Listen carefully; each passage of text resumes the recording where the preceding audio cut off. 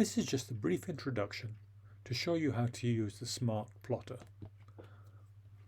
When you open up the plotter, the first characteristics to notice are the plot area, some labels and some drop boxes. And all you need to do is pick up one of the labels and drop it into the drop box. As you do this, you'll notice a small green cross appears when you're able to drop it, at which point just release. Again the green cross, so release, and you'll see that the labels populate a slider here and the legend up here.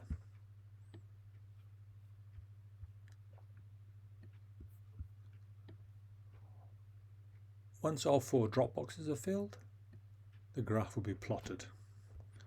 What you're now able to do is move these slider arrows to change the variable values. For example, moving from SEN to non-SEN, and you can just move swiftly between the two so that you can make direct dynamic comparisons.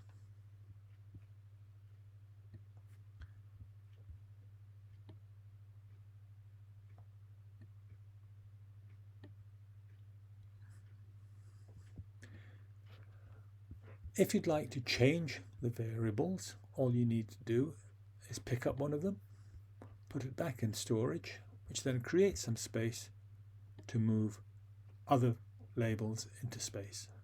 As you see, still wait for the green cross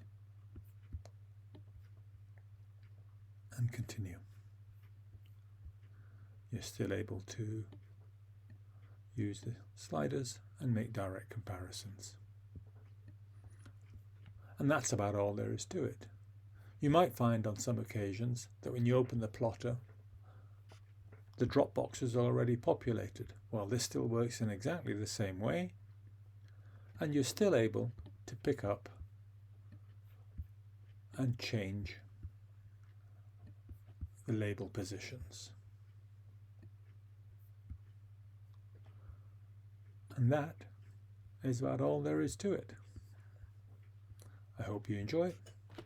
Thank you very much.